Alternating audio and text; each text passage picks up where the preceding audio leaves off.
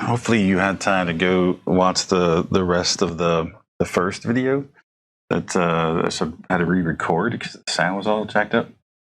But I should have, and I was able to complete the whole thing, so that was the whole thing. So part of that will be a little bit asynchronous, and then I think your assignment was to like review multiple regression. So we're going to go through some of that stuff now. So let's just quickly review some stuff. Make sure these are all things that in some way or another relate to stuff we're going to talk about as we go forward. So it's a pretty quick review. It's not a review of everything, but just to keep in mind certain things, like you can tell me what these things are: leverage, discrepancy, influence. How do we measure these things? What do they have to do with? What's the general topic that these things have to do with?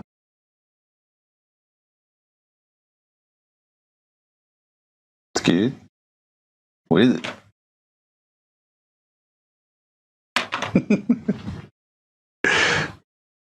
What does it relate to? I didn't even pick on you, Matt. You just happened to come on, so I was just catching up where you were. But what does this generally relate to? Like what topic? We're talking about leverage, discrepancy, and influence. We're talking about what? Yeah. Sure. But what part? What thing that relates to multiple regression? Yes, outliers. But it's a way of thinking about outliers a little bit differently than just being disconnected and stuff. This is these sort of model-based outliers. So how does that work? So what's the difference between leverage and discrepancy? I'll give you a hint. Influence is the combination of leverage and discrepancy.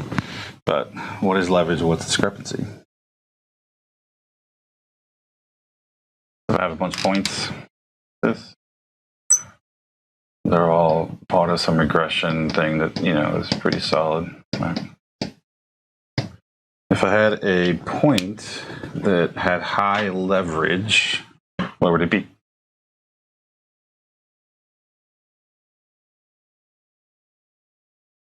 Well, so you need both leverage and discrepancy for it to influence. So we'll get to there in a second. But so think about this. Here's the center, right, of this thing. Actually, is that looking a different color? A little bit. Sometimes the colors don't quite look different, but think about a point that's somewhere that's far away from the rest of them, right? Up here somewhere. That point is going to have a lot of leverage because it's being far away from the other clusters. That one point is going to potentially have a lot of influence on the regression line because of how far away it is from everything else. But it's not really going to do that because right now it's lined up pretty well. So it's going to have very little influence because even though it has a lot of leverage, it lines up really well with everything else, which brings up what is discrepancy?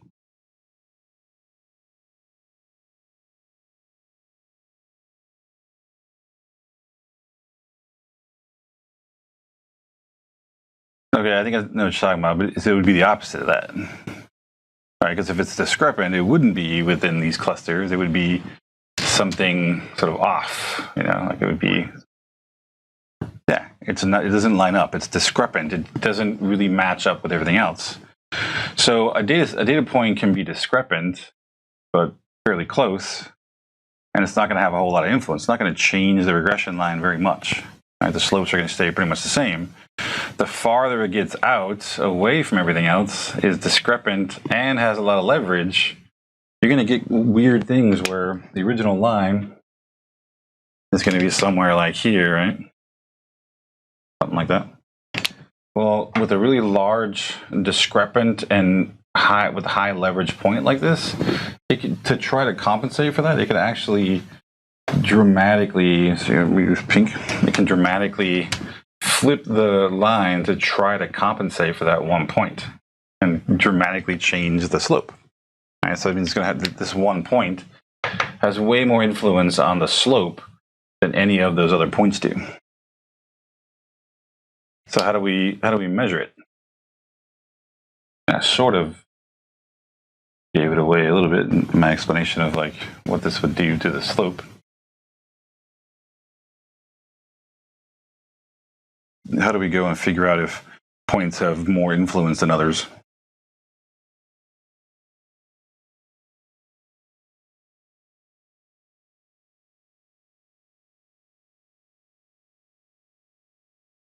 Yep, exactly right. So, we're going to take, I mean, it really does it for everybody, but you can calculate how much the slope changes when a point is removed, and if the slope changes a bunch when a point is moved, when a point is removed, I mean, then that has more influence than other points. And there's different ways that it's done, like in SPSS. There's these things like DF betas, and there's actually what they call leverage scores, and there's a bunch of stuff in there that we sort of really briefly talked about before, but you can go through and compute those. And it's sort of like we're looking at multivariate stuff like Mahalanobis distances. You just see like if it's really discrepant away from everything else, and you can sort of identify which ones have more influence than others, and you can then decide to remove those points or something like that, because they are changing the regression model more than they probably should for one point. Okay, that's basically those things. And this is, I'm bringing this up because this same thing is true for if you're doing a path model or structure equation model. These same points can have the same influence. You can change the slopes and stuff in these models simply because they're far away, and they are discrepant from everything else.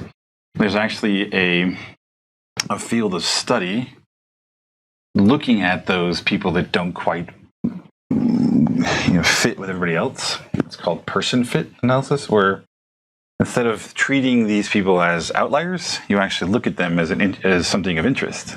So what is it about these people, or about this one score, or about this person's response that makes them so different from everybody else? And they actually become then a point of interest, as opposed to something we ignore or just take out of the data set to make everything else sort of fit nice.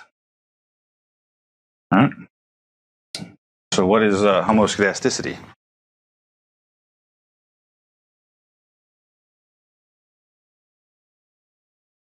And then what is it called for categorical predictors?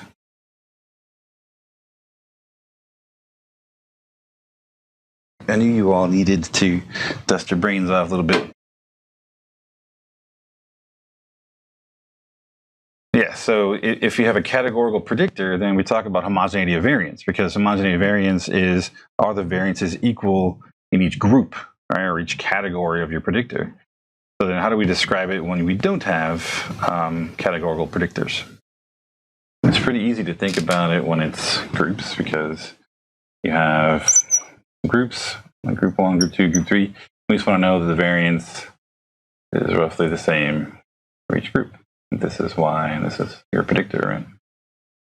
That's, I'm writing right over the logo, but when you have just 3 instances of X, right? X only occurs in 3 different ways: group 1, group 2, group 3, and we can look to see the variances are roughly equal. What if we don't have that? What if we have a continuous predictor? How would we describe that? There's our X. There's your Y. What would we expect to see? This is now, something that's continuous. What we want to see.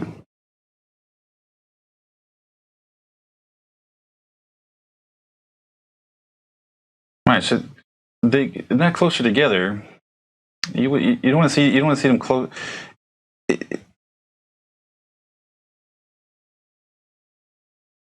Yeah, if you think about this as, say, maybe the mean of Y or something, and you draw a point below this or across this, wherever the points are that connect X and Y together, they're going to be all over the place, right? What you want to see, though, is it's going to stay in roughly, the same amount of variability is going to be consistent across all the values of X. Whatever X happens to be, the variability across Y is going to stay roughly consistent. That's pretty much what homoskedasticity says. I mean, imagine you have, often that's what you see is like this funneling effect where the variance at one end starts to get lower. So it'll be like, the sort of funneling effect. So at one side or something, the variability starts to sort of narrow down, and it violates this homoskedasticity assumption. But the reason why homoskedasticity and homogeneity variance are really the same thing, it's just we're expecting roughly equal variances, homogeneous variances, at all the levels of the predictor. If the predictor happens to be categorical, it's easier to check. We can say, is this variance the same as that variance? Is the same as that variance? When it's not, we need to look at the sort of pattern to see that there's nothing sort of weird going on where like you have this narrowing of variance across time or widening, or sometimes it's like fatter in the middle and skinnier on both ends, or goofy things like that where there tends to be more variability at some point on X when looking at scores on Y. So I would tell you guys that I had this TA named, her name was Elizabeth. It's a long time ago, and we were doing, I think it was 420, and we're talking about this very thing. And she happened, I always said like homogeneous and heterogeneous was the other version of it. And she would say it homogeneous and heterogeneous, and I always thought it was odd that she added like an extra thing in there. So I made a joke one time. She was talking during lab or whatever. I'm like, oh, don't call it homogeneous. That just sounds like a really smart gay dude. And she started laughing. She's like, yeah, but when you say heterogeneous, it sounds like straight porn or something. It's a weird. So either way, they both sound very strange. So we got in this argument, not an argument, but like a polite discussion about how to pronounce it, and then come to find out it's both. There is a version with an E in it, an extra E, and there's a version without. So homogeneous or homogeneous, both correct. Heterogeneous and heterogeneous, both correct. I had like learned something new that day. And I have a feeling it's more like one of those British versus American versions of the words, like aluminum and aluminium. That one cracks me up too. But anyway, so they're both correct. I thought that was a funny thing that's always stuck in my brain. So what's multiclinearity, singularity? Yeah, Leah looks bored, so I'll have to ask Leah. What's multiclinearity?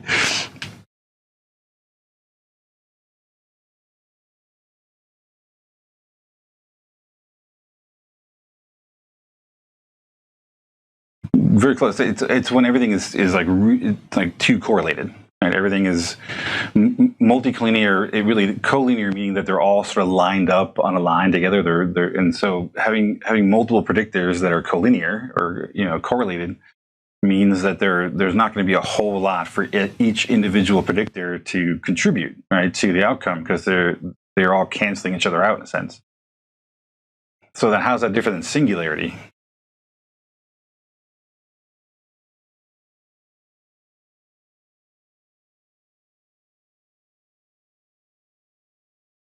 If you take multiclinearity to like its extreme, and it starts to go into singular. They're basically the same thing. They're a singular thing, right? So then, sort of ways in which we sort of look at these things, like what is tolerance? This is not necessarily anybody. What's tolerance?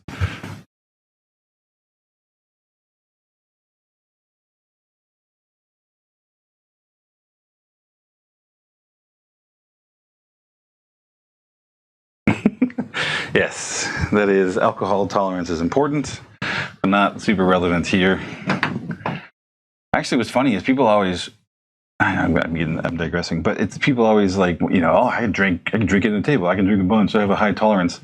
And I always think, I want a low tolerance. It's cheaper, man. I can have just one beer, you know what I mean? And then feel good. That's great. Why would I want to spend, for 5 beers and I can just have one? Low tolerance should be the goal, not high.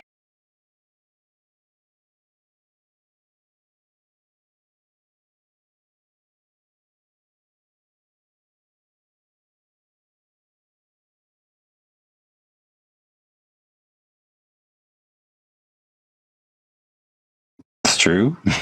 Are you looking that up? Look like you're reading. All right, sweet. Okay. I'm trying to work on my allowing awkward silences sort of thing when you lecture. You're supposed to like use that to your advantage to get people to respond. So. All right, so it is a way of measuring it. So let's think about how that works. So you have a bunch of predictors.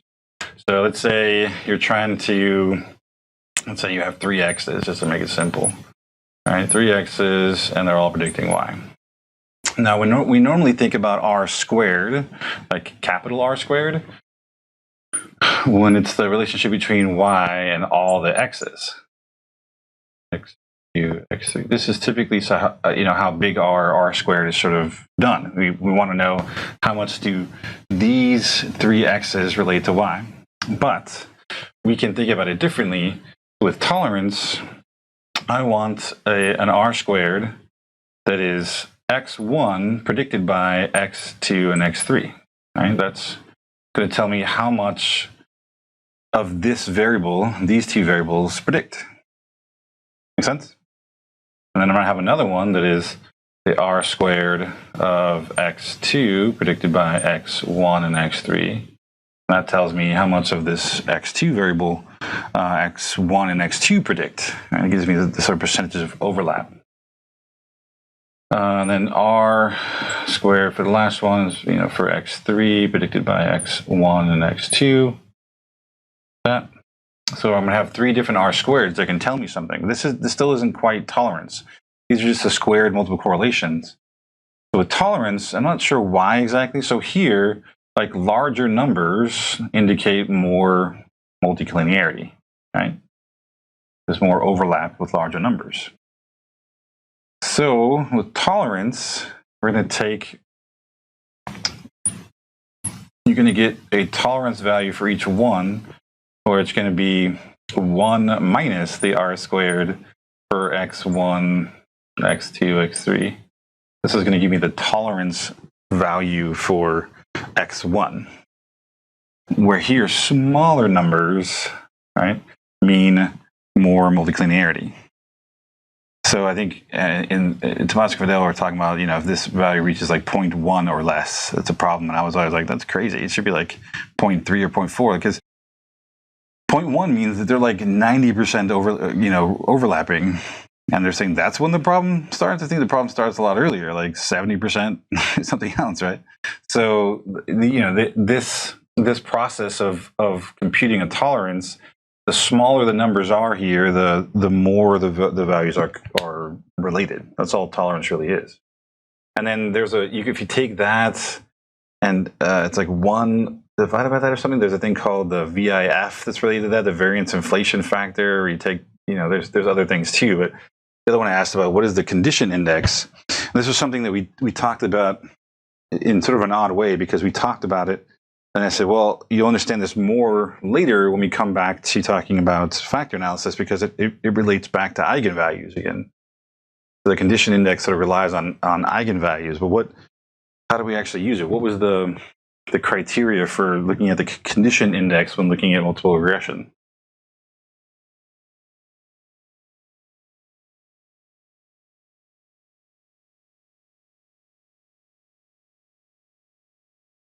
Yeah, so it's one of those things. There's no thing that everyone agrees on. In the Tomás and Fidel book, they actually say values of 0.1 or less are problematic. And I think that's sort of ridiculous, because if you look at this, 0.1 means that x1 overlaps with x2 and x3 90%. And they say that's when the problem starts. So it's got to be 90 or above. It seems nuts. I'm pretty sure multicollinearity would start lower than that. Right? If at 0.7, those values would still be problematic. So I always thought their value was a little bit too liberal or something in terms of identifying multicollinearity. That was strange. But then again, they are,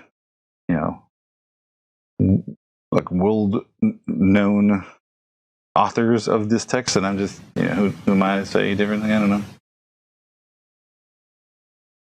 Let's go back to what's condition index. What were the rules for the condition index? Remember?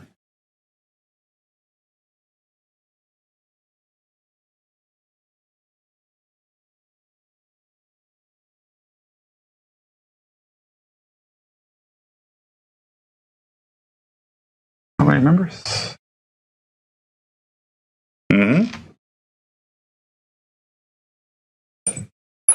So if your condition index is over 30, and you had to have, there's another criteria, It was over 30, and it would list off the variances for each predictor, like x1, x2, x3. And you had to have 2 of these that were like over 0.5 or something. So you had to have this over 30, and this had to be like more than, you had to have 2 of them that were more than 0.5 or something like that, to indicate which 2 were actually collinear. And the reason for this is because this whole thing is based on eigenvalues. So what a condition index is, it would take, remember eigenvalues sort of cycle down. The first eigenvalue is the largest, right? It's going to explain the most variance. And then the second is smaller, and it keeps getting smaller and smaller all the way down. So the condition index does, it takes each eigenvalue, going to take the first eigenvalue divided by each subsequent eigenvalue. So it's like eigenvalue 1 divided by each eigenvalue after that. Let's get smaller and smaller.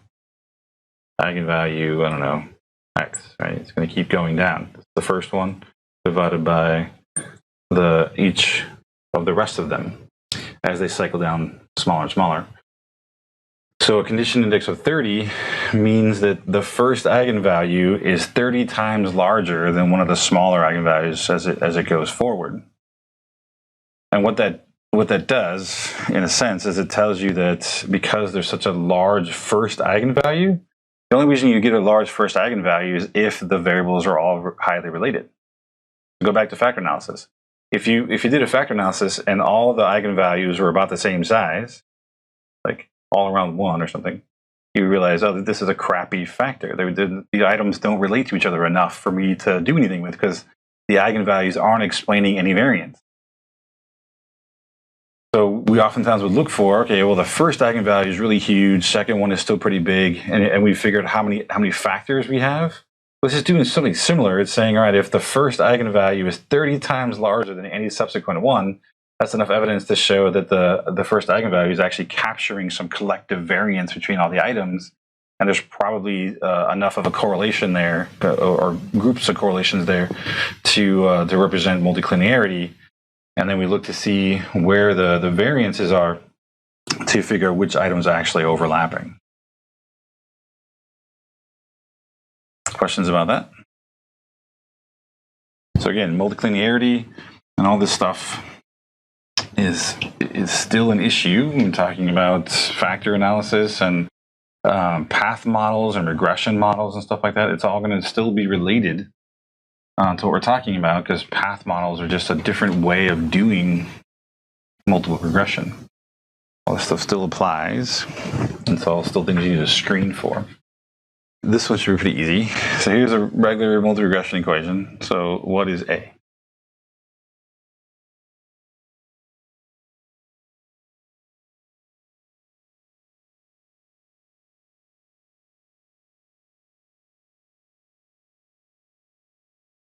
It is intercept. How do we interpret the intercept? Like, what's the importance of looking at the intercept here?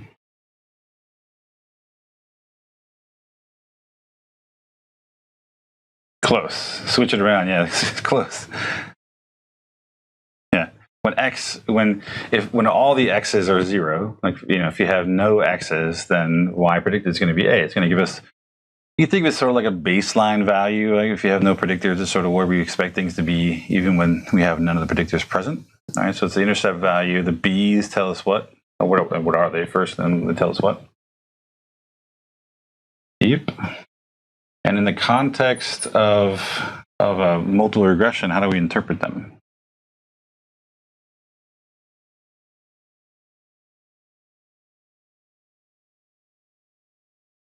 This actually increases 1. Mm-hmm.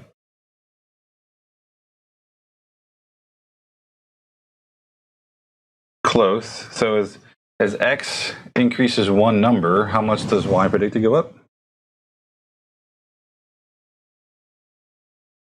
So if I add 1 more x, 1, y predicted will go up. Whatever b1 is. All right, I get an additional b1 for every additional x. Okay, but we have to put a disclaimer on there, because as x1 increases 1 unit, y predicted increases b1, controlling for all the other variables. So assuming that we keep x2 through x whatever constant, we don't change those as well, we keep those constant, and just change x1, we would expect y to change whatever b1 is, right? So we have to sort of say controlling for all the other variables, because as we are assessing the slopes and things, we're removing all the overlapping variance between all the predictors. All the covariates are being sort of controlled for by the other covariates, so we can't just ignore the rest of them and look at this independently, right? We have to sort of keep them all constant, and then we can see how much an x1 change would change y predicted. Why is it written out as y predicted and not y? Or another question is, what is missing from there if we want to predict y?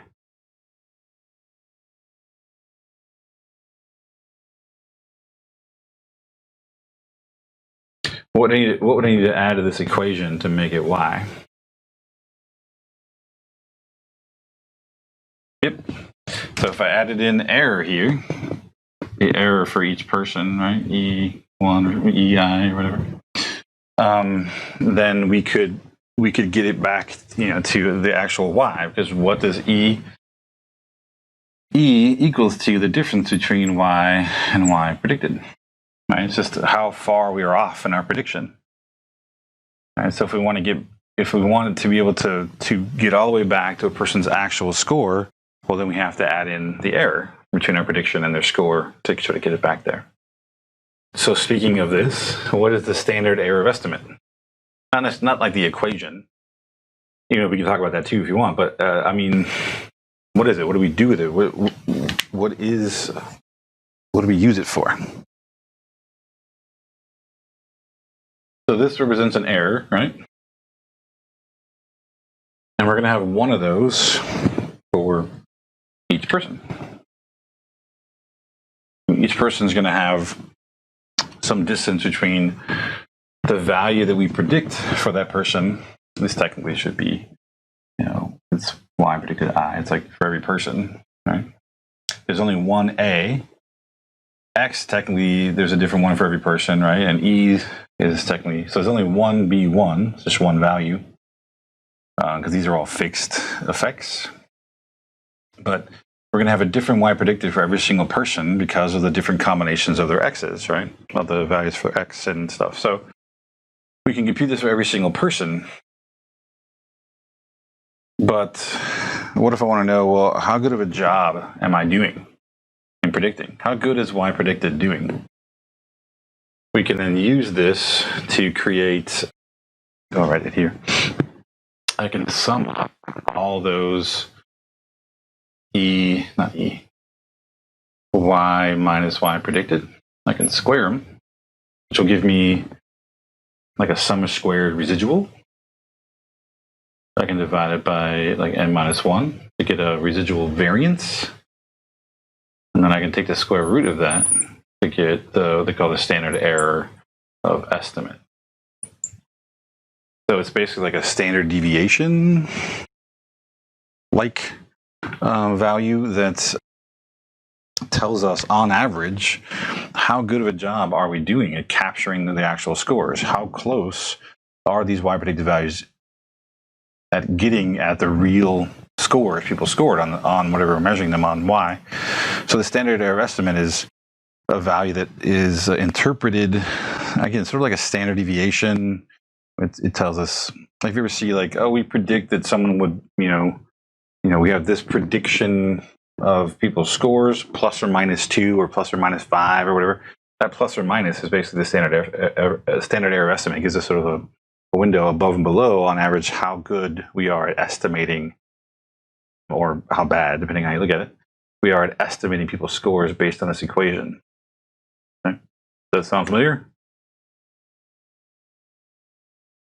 It's like you interpret it, whatever y is measured in, right? So let's say y is miles per hour. We're trying to predict miles per hour. Well, the problem is we have to square everything to make sure this is not 0. So we square everything to create a variance, which is all now in squared units, which is hard to interpret.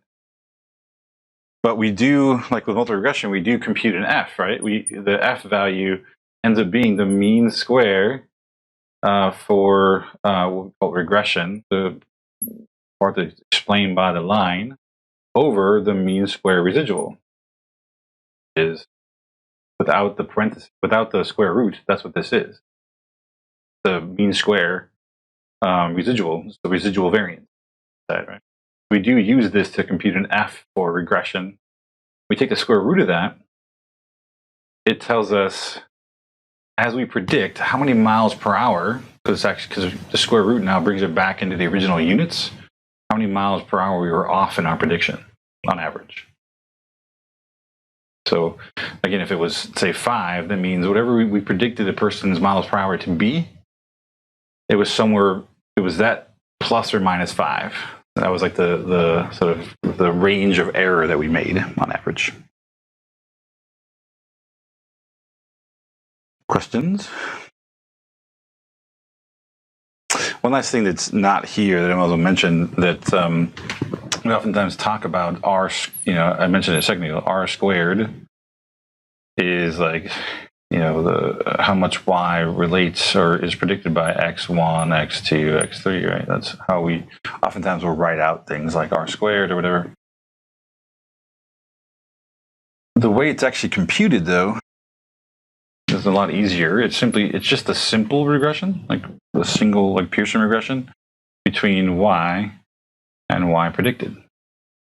Why? Because Y predicted, this thing, is the combination of these things.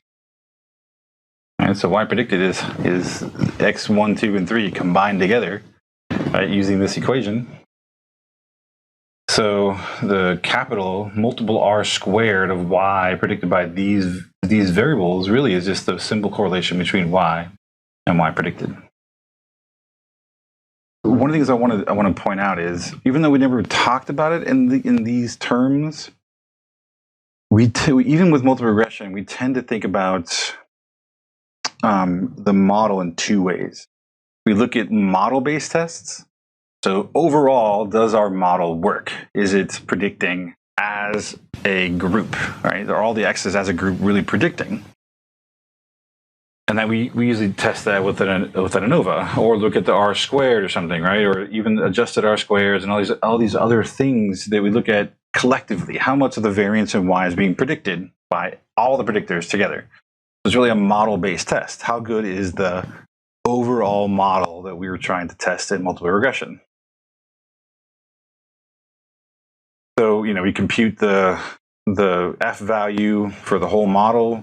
We compute things like R squared. The adjusted R squared really just adjusts for the number of predictors and the sample size, because it's been shown a lot that R squared is often overestimated in samples.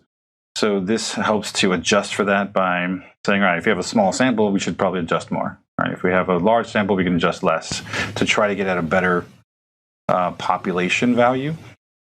Does anybody know the difference between R squared and eta squared?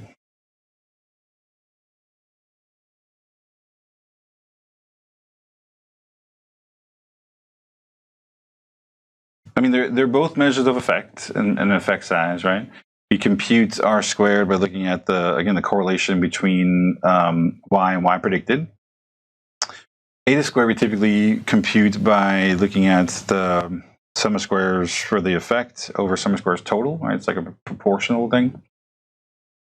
The real answer here is they don't differ a whole lot. Often, if you were to compute eta squared and R squared from the same multiple regression, you'll get the same number. Where things start to differ a little bit is that R squared typically focuses, or it captures really only like linear effects, where eta squared can capture sort of some nonlinear ones. So sometimes they will differ if there is some nonlinear relationships between variables, but for the most part, they're going to be very much the same. They're not going to differ a whole lot. They're both looking at the percent of overlap, just looking at it slightly differently, but oftentimes it's the same value numerically. So in opposition, or maybe not opposition, but as a complementary to the model-based test, we also then go forward and look at, all right, well, how does each predictor doing? Is each individual X actually contributing to the prediction of Y? So we do a model-based test, and then we look at the contribution of each individual predictor to see if they really are working, if they're doing their job. And this we're going to see goes forward when we do path models and confirmatory factor analysis and all these other models going forward. We're going to see the same thing. We're going to look at model-based fit statistics. And then we're also going to look at the significance of each predictor. So the same thing sort of goes forward. Even though we didn't talk about it in that way necessarily before, the approach is still the same. Let's look at the overall model and test that. And then once we know that that the model as a whole is doing well, then we can look at the individual predictors and see how they're doing. So we typically will do, calculate a standard error, divide the slopes by standard errors to get the significance of each individual predictor. And then we'll know that each predictor is actually contributing significantly to the prediction. And then the other question is then, okay, well, how do we know which isn't contributing the most or the least? So they may all be significant, but maybe there's one predictor that's doing way more than anything else. And we typically look at the standardized versions. So you cannot really look at the relative size of just the B values, because if you do, each B represents the scale of the predictor, right? So they're going to be, depending on how they're measured, they can represent very different things. You can't just compare those directly. So we typically will standardize things by actually converting all the X's to Z-scores and the Y to Z-score, and then computing the standardized effect size or standardized predictors, betas instead of B's. And then we can look at, because these are now put on all on the same Z-score metric, we can then ask, okay, well, the one that has the biggest beta is the one that's contributing the most to the equation. Actually is the one doing the best job or explaining the most variance. And then what's interesting about this version is you notice that in the original version there's A, right? Well, when you standardize everything, the intercept goes away. It's assumed that the intercept now is 0. We don't even look at intercept anymore because everything's been standardized. Part of the standardization process is centering. We're subtracting the means from all the variables. So it means that it's pushing all the variables to have a mean of 0.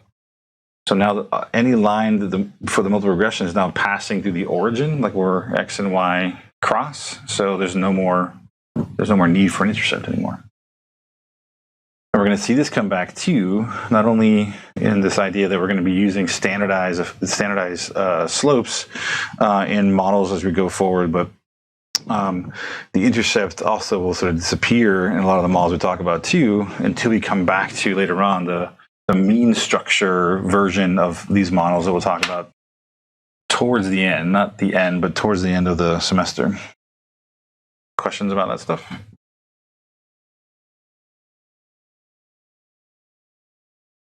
And then, of course, we talked about this idea that everything regression is really just sort of matrix algebra going on behind the scenes, where we have, this vector of outcomes. We have what's called a design matrix, which is these are two predictors, and we have this preceding column of ones that when we regress Y onto this thing, it spits back to us the intercept and the slopes for those variables. And then if we look at the difference between our predicted values and the actual Y's, we can actually then get a vector of errors as well. I note here that A is oftentimes referred to as B0 for this very reason, that it's actually all part of this sort of B vector. We're getting a vector of values that represent the intercept and the slopes. They all look like B's. They're all part of the same thing. So it's oftentimes in literature and even in SPSS, the A is in a column labeled B, which is confusing as hell. Okay? Do you remember this stuff? Does this look familiar? This idea of sort of adding in the ones here sort of helps then to estimate the intercept values. And we can sort of look at this a little bit in sort of one or two ways. I figured it might be a good idea to sort of talk about it slightly for a second. So if I grab this, so if I can do a couple different things. I can show you that if I go here, not there, it's some data. There's a data analysis thing in here that I can do, say regression. Let's say, all right, I want to predict all of y with x. One predictor, simple. If I do that, I get an outcome, get these two values here, that the intercept is roughly 15, the slope is like 0.412 or something, okay? Can you everybody see that okay? Is that big enough? All right, so intercept, there's the x variables, this is my intercept and slope values. So one way I can, in Excel, to sort of trick it, is I can regression, say, okay, I want to do regression again, but this time I'm going to put the constant is 0. So by putting the constant is 0, it's basically saying don't compute the intercept. Leave the intercept out, or assume the intercept is 0. It's sort of a weird thing to do, but if I do that, it gives me a different slope now, because I'm not controlling for the intercept anymore. It's giving me a different slope, assuming it's adjusting the slope to pretend that like the intercept is going through 0. Makes sense? So it's having to adjust where the slope goes through to have it go through 0. But if I go back here, not here, here, and run the same thing with putting in that constant in there as well. So if I instead ask for, instead of this being the predictor, I ask for this instead. Hold on. Put it, both these together. I still leave the constant as 0. When I do that, I get back the same. So now when I look at the x variable 1, which is the actual x, 0.41636, the x variable 2, which is the one that's just all ones, is now giving me my intercept value. And then an interesting side note is what happens if I just predict y with just the constant? I just have that in there by itself.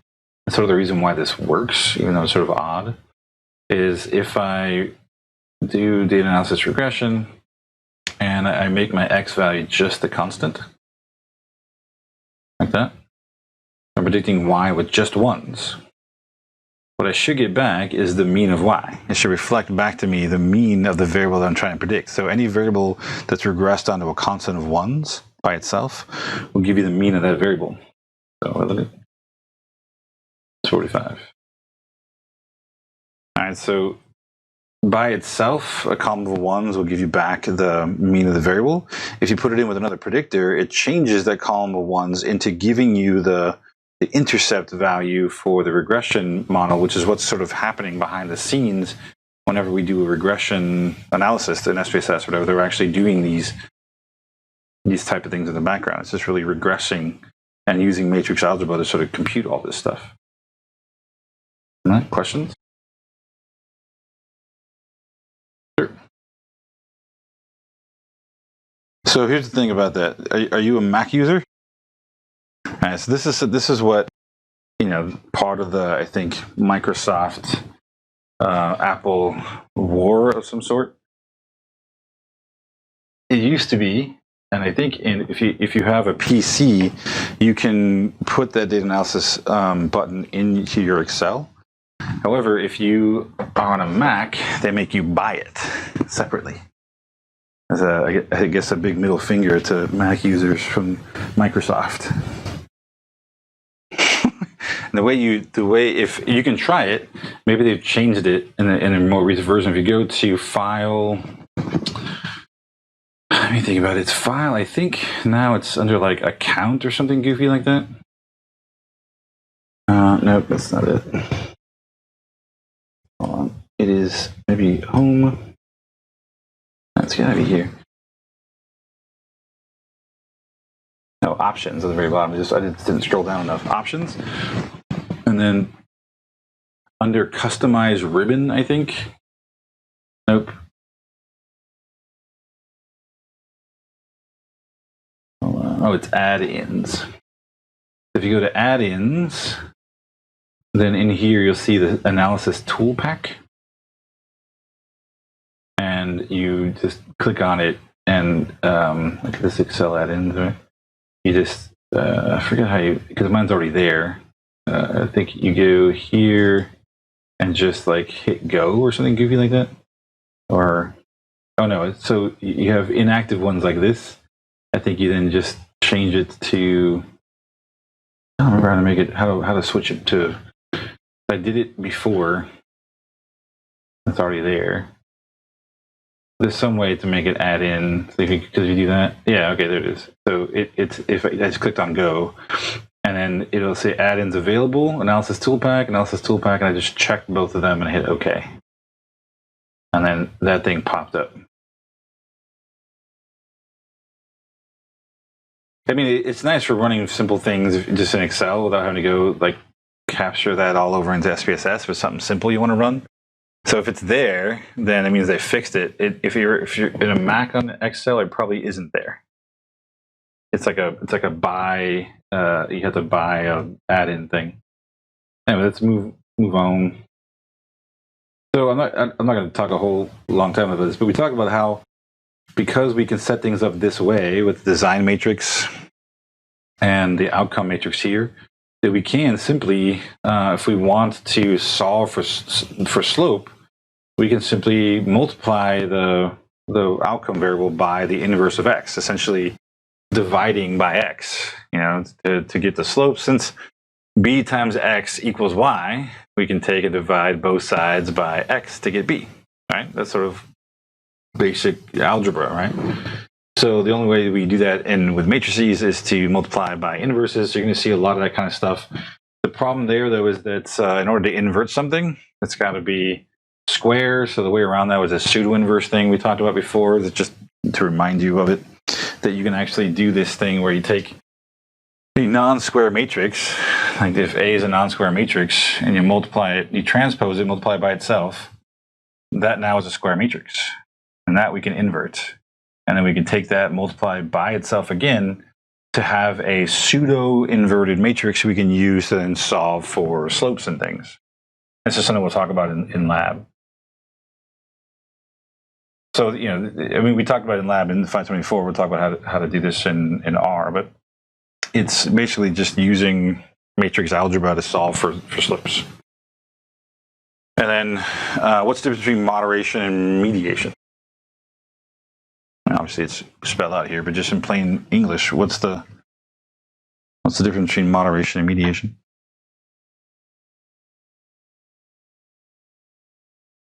I think you got it, but let's make it a little clearer. It doesn't necessarily strengthen it, but alter it. Like it modifies it in some way. That's why it's a moderator. It takes some relationship and it changes that relationship depending on its presence or absence, right? So it's another word for it is just it's an interaction, right? So the A predicts B, or let's say X1 predicts Y, but it does so differently at levels of X2, right? X2 somehow modifies how X1 predicts Y, then that's a moderator. It's an interaction between those two. And here's that word center again, which whenever you're dealing with looking at interactions or mediation or powers for curves and stuff like that, you should always center the data first, which means subtracting the mean from it and making everything sort of centered. So it's centered with a mean of 0. And really just multiplying the variables A and B that you want to interact and then putting them in as a separate predictor. That'll actually tell you if A and B has an interaction that predicts the outcome. Okay. So then how is that different from mediation? And how do we test mediation?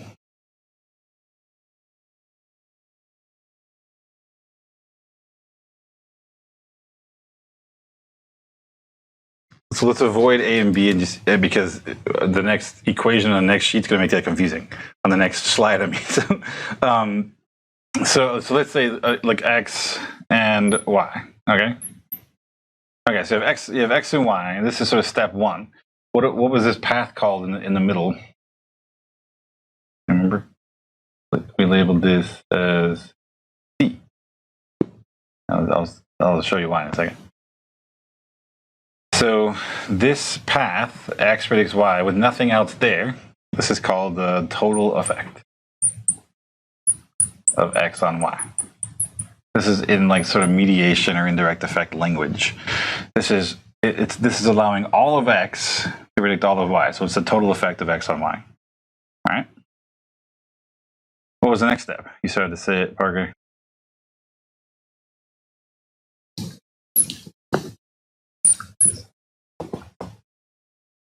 At the same time that this is still there, I see you're doing the Barron and Kenny steps.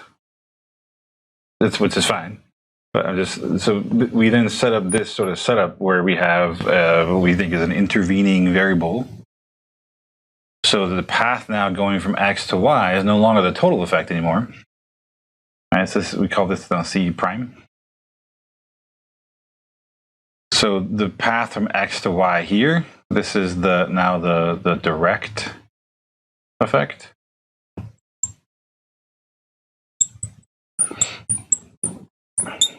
Right? And then the path up here going through Z is the indirect effect.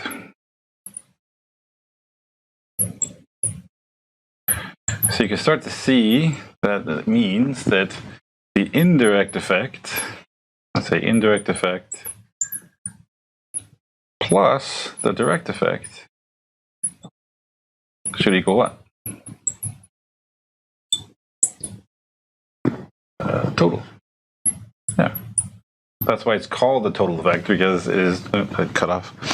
Because it's literally the direct and indirect effects combined.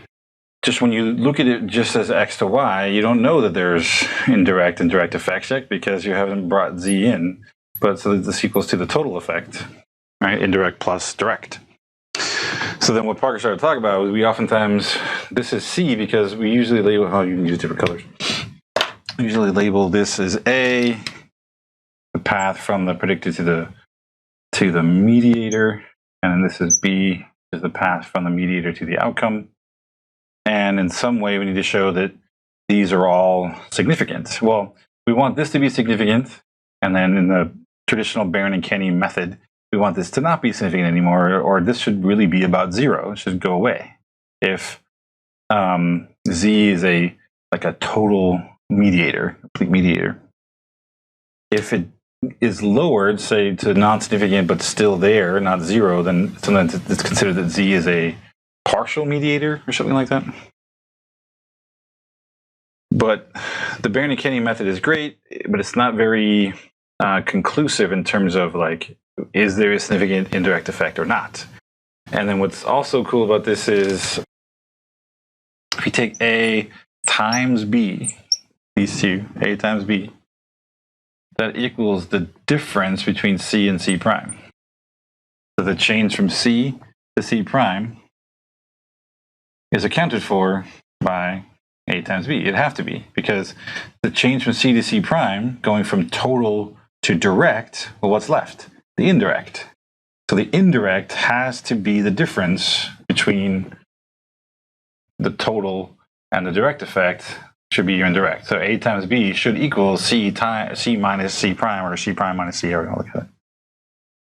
All right, so we knew all this stuff. Barron and Kenny were doing these types of mediation type kind of things, and then someone came along, didn't know their first name, Sobel, and said, well, why don't we just test it? So they took this idea of the A and B path, and they converted it to like a Z-score, so that we actually can test it for significance to see. And then everyone stopped thinking about, oh, is it full mediation, partial mediation? It just, is the indirect effect significant or not? If it is, there's an indirect effect. If it isn't, then there isn't an indirect effect. Right? So the language started to change. We started thinking about indirect and direct effects, not necessarily mediation so much, but then this is the Sobel method. Since A times B equals that indirect effect, that change from C to C prime, we can then figure out a standard error that's this is the actual slope for A squared times the standard error for B squared. This is the slope for B squared times the standard error for A squared. And this gives us a standard error, sort of combined standard error across for the two paths sort of multiplied together. And we can actually test it like a Z. Right? If it's over like 1.96 or whatever, then it's, you know, a two-tailed significance and all that stuff. Right? So we can actually look for and test for significant indirect effects as opposed to just saying, well, I think there's partial mediation. Right? It became a little bit more of a solid statement to say the indirect effect is significant as opposed to saying, well, the C went down. You know what I mean? It just, it was a little bit too wishy-washy to say that what it meant by the C changing size without there being a direct sort of test. And this is going to come up a lot more too as we test mediation stuff in path models and in structural regression models. Those values are actually given to you directly. You can actually just, there's a button you click on that says, well, I'm thinking EQS, but there's, you know, language you can sort of put into R where you can ask for the effect decomposition. So it'll give you the total, the direct, indirect effects all together. Okay. And then the last thing, just remember that we can, even though all this stuff is linear and even though all the assumptions that we're going to be using for in path models and all this stuff, we're still going to assume, except for I or T, we're still going to be assuming sort of linear and normally distributed. All those things are still a big part of the assumptions. So, but we can still sort of trick those equations, those predictions, into estimating curves and things that are nonlinear by simply using powers. Right? If you square the predictor, then you can get a curve. Right? If you cube it, you can get two curves, stuff like that. You put in the regular predictor and the squared predictor, you can get then a sort of linear and quadratic trend at the same time. So we were able to sort of capture nonlinear stuff. So this is true of when we look at later on growth models, latent growth curve models. We're still basing everything on these sort of linear models, but we're actually going to be able to estimate curves and stuff like that by our use of the predictors and stuff like that. Same thing with squares and those types of things will come back up again.